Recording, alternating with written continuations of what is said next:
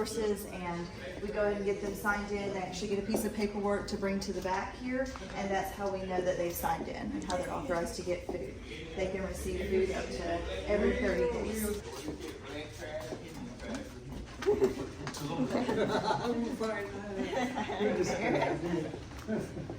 All right, so you can of course see the actual operation, the pantry itself. This is Miss Barbara. She's a volunteer with us, and with Elsie, William, aka Lawrence, and Jose.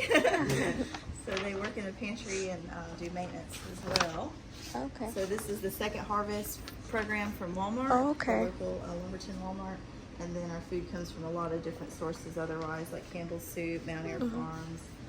Recently the eggs came from Spartan Nash. So it takes a lot of different sources to get kind of a full food box. So, you know, if you want to get closer on anything on the boxes, do that.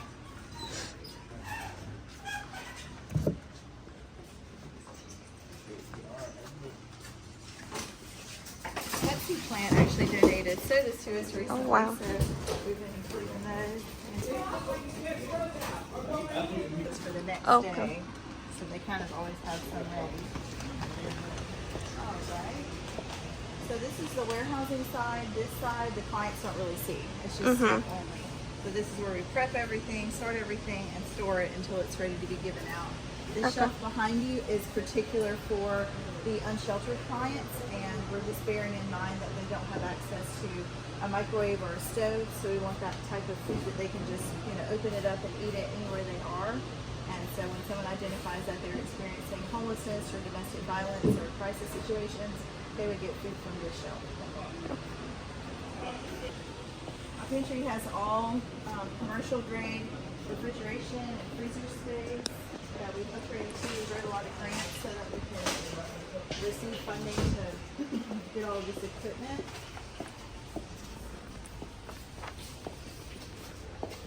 This is a walk-in refrigerator. We got this actually just recently and just finished getting installed a week ago.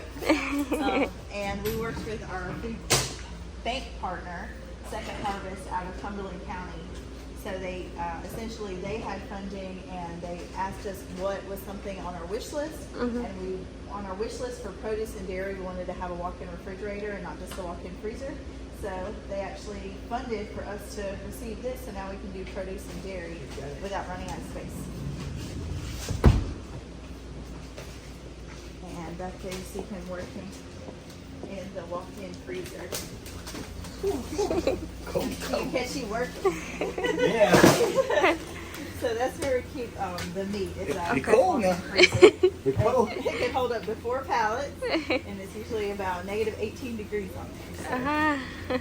So. Close the door, girl. I ain't trying to get my meat cold. It's a good place to cool off, literally. Man, you cool up. You do some overcool. All right. We have a scale here because we like to weigh our donations. A lot of organizations like churches and schools and civic organizations, they sometimes do competitions to see how many pounds they can donate. So we let them know how many pounds of food they actually donated. We're walking into what we call the bay, which is a warehousing area. And next up, I will give you a tour of our mobile food pantry that goes out to different parts of the community.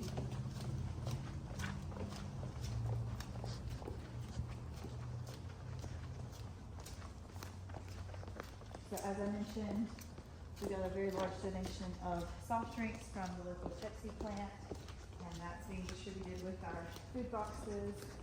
But otherwise, it's a very balanced box with protein and vegetables and rice. That's the only sweet treat in the box. So yesterday on Facebook, someone said, "You're giving people sodas. That's not healthy." Oh yeah. We love to be able to give something like a soda or cake or something like that. That everyone likes, you if know. someone's you know, lower income, that means that they're going to have to put back the snack. They're going to have to put back the dessert. And just because someone is struggling with food insecurity doesn't mean that they're not going to have cravings, just like all of us. So it's actually really special when we're able to do that. There was actually a church that donated birthday cake kits one time, and so people were actually able to make birthday cakes for family members when they usually wouldn't have the supplies. So essentially this is our mobile unit, and this is what goes out to Right now it goes to Red Springs, Fairmont, Maxton, and Roland. And it's to break down that transportation barrier that we have in Robeson County. Anything that you saw in our main food pantry, people can receive here on the mobile unit. It hooks up to a generator and it's pulled by that diesel truck. And again, it has a refrigerator or freezer. You can store the meat here, any type of frozen and refrigerated goods. And people can also receive other emergency services that we provide, like the diapers that you see here. Oh, wow. So it goes out once a week, and we plan on increasing the frequency and also including the St. Paul's and Pembroke communities as well.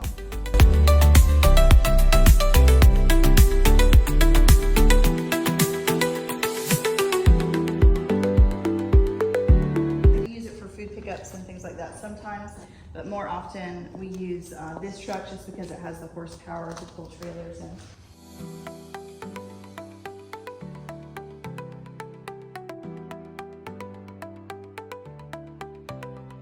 Mention again, we do have baby diapers, and we have adult incontinence supplies, and members of the community can also receive those supplies every 30 days. We also have durable medical goods that you see here.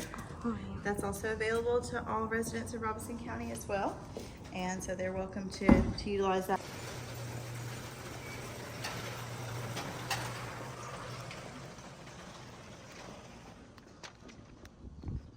Have a box truck that we use to do larger pickups that are on pallets and things, and this is a freezer trailer that can hold over 20 pallets of food, and we use this when we have overflow. It also can be hooked up to a generator so that we don't lose any food if there's a hurricane or another situation where we would lose power in the building.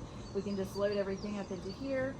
We've also used our overflow for local shelters and other operations, emergency operations. So we want to make sure we don't lose the food, because not only does it benefit us in disaster, when disaster hits, we're sharing that food with other agencies. So we want to make sure our food's protected, and that's a big part of that. Special to us because it was hand painted by those volunteers. They were here with us for a week, and it just really represents kind of what we're about. We chose to kind of have these humans in these bright colors because we wanted to really speak to how radically we feel about diversity and inclusion and all people being welcome at our facility. And almost like, even if you're blue, even if you're orange, you know, not like anyone, anytime, we want to be inclusive of all people. We want people to feel welcomed here and happy to be here, and that their needs can be met being here. So that's kind of, you know, what the vision behind it was. What I really like to talk about is the legacy of Church and Community Center. We're going on our 60th anniversary, and so we were founded by a group of United Methodist clergy and folks in the church who wanted to make a difference from a faith perspective and show Christ's love in a community that was hurting even more than it's hurting today, back in the 1960s when they were working on integration. And so I really feel always energized and inspired by the vision that was had so many years ago during a time that it was so controversial and so difficult to be bold and to stand up for people and stand up for marginalized people. The fact that they had the bravery to do it, the fact that they were pioneers, really also motivates me to continue the work. And we know it's a different iteration of doing the same type of work. We've made a lot of progress, but we have a long way to go. So I have a lot when it comes to my personal story about how I grew up and had to rely on public services, you know, right here in Robeson County. But something that inspires me greatly is the legacy of the center and just how many hands it took for us to get to the place that we are today. How many people just cared about the community and loved the community and worked on the days and it was the hardest, when we didn't have enough money to stay open, and people just prayed through it and they just worked through it so that we could be here and do what we do today. We have to realize that we see a lot of pain and suffering, and that might be physical, that might be emotional, but it all ties back into someone having their basic needs met. A human being has physical needs, spiritual needs, emotional needs, mental needs, and we can't forego any of those needs if we want to see healthy, thriving people in our community. So we know when it comes to hunger that a hungry child does not learn at school. We know that an employee who is feeling hunger pains is not going to be able to focus at work. How can you expect for individuals in our community to be at their best, to not behave in ways that, you know, are obviously not ideal if they're not even having their basic need of hunger met. So I think it makes a huge difference for them to know that there's a place that they can come to if they're in need of food, and that we don't have any barriers when it comes to food. It doesn't matter what kind of car you drive up, and it doesn't matter what your income is. We know that people go through challenging times that they didn't expect, and no one should be denied food based on what they look like, what their background is. It's something that is life-changing to have access to just this basic resource.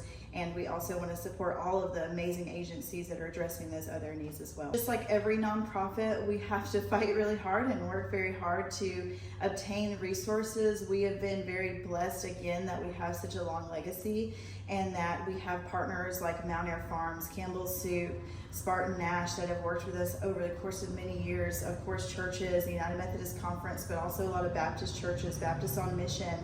They keep us in mind when an abundance comes through, and it just takes so many different agencies and so many different businesses and donors and supporters to actually sustain the level of food that we're giving out. So it's just always the challenge of inspiring people to continue to donate if they're already kind of a part of our fabric of our organization, and compelling more and more people, because of course the need is growing and getting larger. So we have to continue to recruit people who want to be a part of what we're doing. We have a really neat program that's called our Community Liaison Program. We had to come to realize that there has been a history around some tension saying that Lumberton gets all the resources, or Lumberton gets to make all the decisions for the county for a reason. And that's because some of our smaller communities really feel forgotten. Communities like Maxton or like Pembroke or Renner, you know, sometimes they feel like they haven't been a part of the direction of where Robeson County is going. And I've been very proud to see, you know, some of the prominent projects that are happening in those communities, but there's still a huge divide. And we work to bridge that gap by having our community liaisons from those smaller municipalities like Red Springs, like Rollins, like Fairmont, and they come once a month. They talk to us about those pressing issues in their respective communities. So even though our office is in Lumberton, and even though, you know, I'm in Lumberton most of the time and physically live here, we're still hearing from the entire county every single month. And of course, the mobile food pantry was a part of our outreach to go to the most rural areas of our county. So that's what we're doing to kind of work toward that. Everyone has the same role, but everyone has a role. Of course, you have your staff persons, you have your volunteers, you have your donors, you have people that are just willing to share a post on Facebook and share the information with their community. There's no perfect way to be involved. The only perfect way to be involved is to be involved in some way, is to ask, what can I do? Can I show up? Can I volunteer? On our website, we have a way to sign up on a Google form. If you'd like to volunteer here, you can also donate on our website. You can donate here in our office. You don't just have to donate money. You can also donate diapers to our diaper program. You can donate food. As you saw in the food pantry, we're not restricted in any way. You can even donate food that's refrigerated as long as it's within the date of expiring. So there are just so many ways to get involved, and I always say there's no way that's too small, even if it really is just following us on Facebook and sharing a post that is pertinent to your community. That's as big of a part of our success as any other way to be involved. So if you don't know, where to start, please follow us on social media or go to our website, because we try very hard to keep those things updated. There are many more people than you imagine facing food insecurity. It is this quiet problem. There's a lot of shame around not being able to provide enough food for your family. A lot of our elders and the senior citizens, of course, they feel like they should have been able to, provide for themselves later in life, and maybe they don't reach out for help. So instead of assuming that people have what they need, you really sometimes have to make the phone call. You have to check on your own family members. You have to check on the people in your neighborhood, the people in your churches. If you're an educator, the kids in your class, are they showing signs of hunger? Do they have headaches? Are they putting their head down?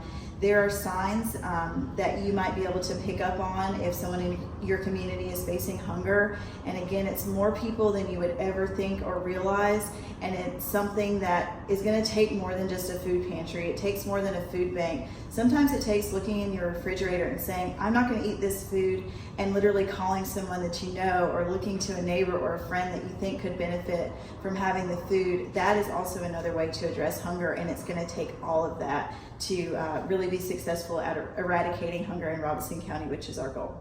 Well, thank you so much for your time. It was lovely to see everything, and thank you for the tour. You are really changing lives.